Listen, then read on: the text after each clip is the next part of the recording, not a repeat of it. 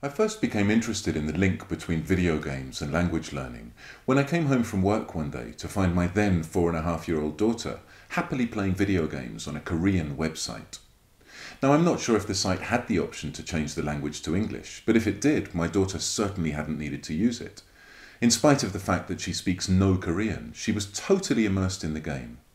And when I asked her how she knew what she was supposed to be doing, she turned around, looked at me as if I'd completely lost the plot and said, "It's obvious, isn't it?"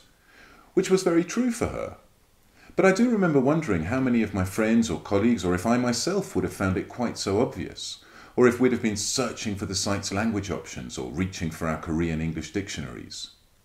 And then I remember thinking about how, if my daughter had been learning Korean at the time, this would have been a wonderful opportunity for her to practice all of the language she'd been learning in class. The thing is that my daughter and many of her friends have grown up in connected homes. Homes that have had broadband internet access since they can remember, and where they sometimes even have their own PCs or other mobile computing devices.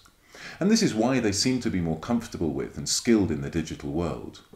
It's not that they have any kind of genetic predisposition to being able to use digital devices or the net any better than you or I. It's just that in their lives, these things have always existed. And in many cases, they began to use them before they could even read. So for today's young people, click and see what happens is often the best way of learning something new. It's the way they've always learned, by doing and experimenting, rather than listening to an explanation of something or reading the manual. Getting back to the topic of video games and language learning, games provide exposure to language, sometimes explicit, sometimes implicit, but always present. And there's a clear link between exposure to language and successful language learning experiences. If we're honest, an hour in the classroom 3 times a week is not really long enough for anyone but the most linguistically intelligent of students to learn a foreign language to any great degree of proficiency, however hard their teachers work. But how many of those same students are spending many hours each week playing video games, often in English? Well, in a study I conducted in 2010 with almost 100 children and young people from across Latin America between the ages of 3 and 21, I found that 94% of them played video games every single day, for a staggering 88 minutes on average. That's every single day.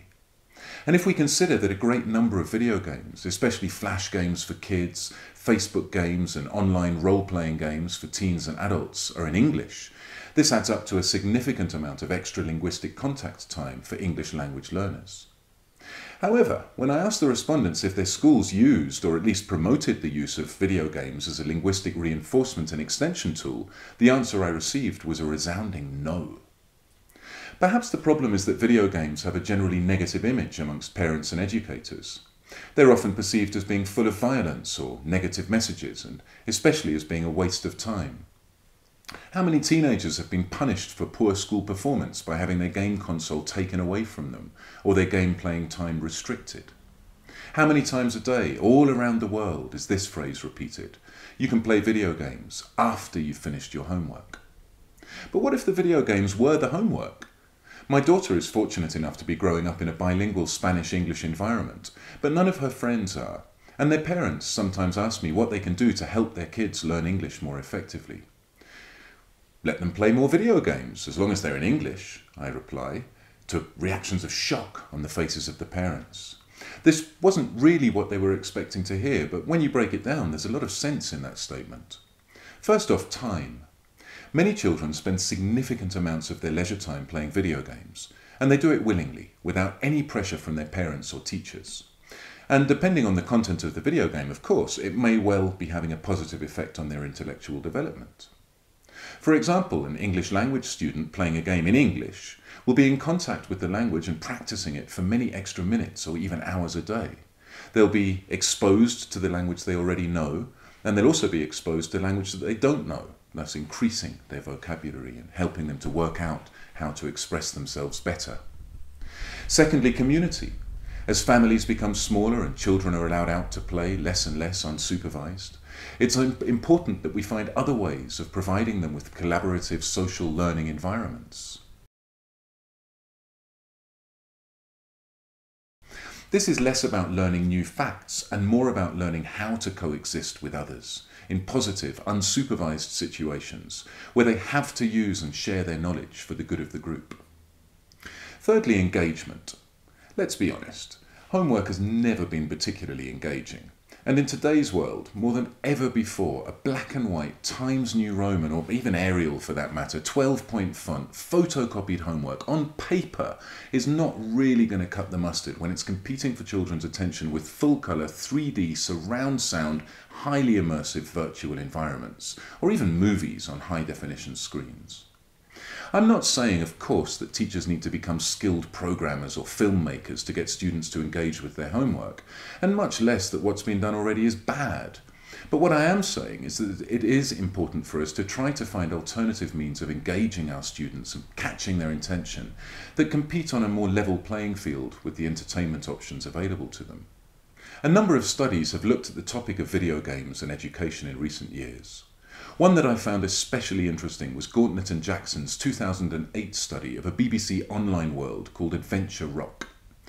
They identified a number of benefits related to playing video games, including the development of transferable skills for adult life, the encouragement of collaborative social interaction, high levels of motivation, and a clear sense of identity. They also found that there are a number of clearly identifiable types of gamer, something that could be equated to Gardner's theory of multiple intelligences and used to enhance children's learning experience. Another paper worth mentioning, although far too extensive to go into in any great detail here, is the Pew Internet and American Life Project study entitled Teens, Video Games and Civics, that looked at the social nature of gaming and reported interesting data related to how, when, where and with whom teenagers play video games, and the effect of this play on their social interaction. Putting all of this together, I suggest that to begin with, teachers perform regular audits of their students' after-school activities, especially related to the video games they're playing. And then they investigate the content of these games to see which of them could possibly make a positive contribution to the language learning process. Perhaps it could be for linguistic extension, or maybe just valuable extra practice and exposure. Students should be encouraged to share gaming experiences in class, and when playing video games, to note down new words or words in new contexts that they're unfamiliar with. These experiences can then be used by educators to enhance learning within very active, engaging environments. Of course, we shouldn't abandon what we already do, both in and outside the classroom, and it is important that we continue to provide students with meaningful learning experiences that follow established curricular structures. However, using video games can allow us to adapt and change the way that learning is actually delivered, as well as dynamizing how and when students interact with it. With this in mind, I think that exploring the wealth of English language video games available today, many of them for free online, gives us a way of adding enormous value to the English language learning process. Just imagine a child, when told to stop playing video games and do her homework, being able to respond, "But I am doing my homework." And it goes without saying she's having a lot of fun at the same time. There's a brave new world of video gaming out there, and it's our responsibility to the students of today and tomorrow to embrace it and apply it to helping them learn more effectively.